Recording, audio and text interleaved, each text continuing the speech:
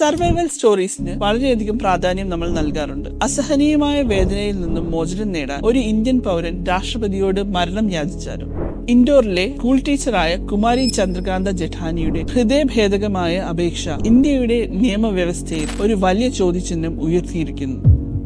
52 വയസ്സുള്ള കുമാരി ചന്ദ്രകാന്ത ജഠാനിക്ക് ഓസ്റ്റിയോജെനസിസ് ഇംപെർഫെക്റ്റ എന്ന അപൂർവമായ രോഗമാണ്. ഈ രോഗം അവരുടെ എല്ലുകളെ വളരെ ദുർബലമാക്കുകയും വീൽ ചെയറിൽ ഒതുങ്ങിക്കൂടാൻ നിർബന്ധിതയാക്കുകയും ചെയ്തു. ഇതിലും സങ്കടകരമായ കാര്യം അവർക്ക് സഹിക്കാൻ പറ്റാത്ത രീതിയിലുള്ള എക്സ്ക്രൂഷിയേറ്റിംഗ് ആയിട്ടുള്ള പെയിൻ ആണ്. ഈ വേദനയിൽ നിന്നും രക്ഷപ്പെടാൻ വേണ്ടിയാണ് അവർ രാഷ്ട്രപതി ദ്രൗപദി മുർമുവിന് ആക്റ്റീവ് യൂത്തനേഷ്യ അഥവാ മേഴ്സി കില്ലിംഗ് അനുമതി തേടി അപേക്ഷ നൽകിയത്. ഈ വിഷയത്തിൽ നിയമപരമായി തടസ്സം വളരെ വ്യക്തമാണ്.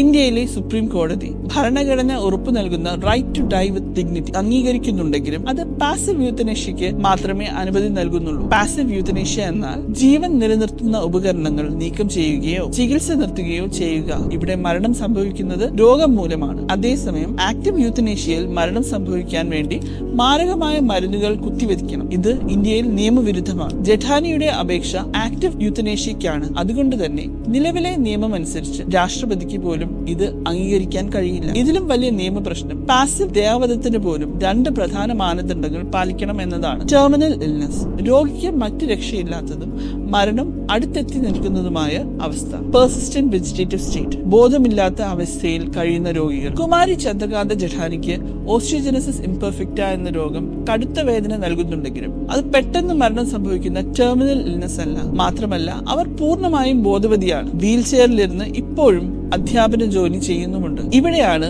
ബയോ എത്തിക്സ് ഉയർത്തുന്ന ചോദ്യം. വേദന സഹിക്കുന്ന വ്യക്തിയെ ഇല്ലാതാക്കുകയാണോ അതോ വേദന ഇല്ലാതാക്കാനുള്ള എല്ലാ ശ്രമങ്ങളും സമൂഹം നടത്തുകയാണോ വേണ്ടത്?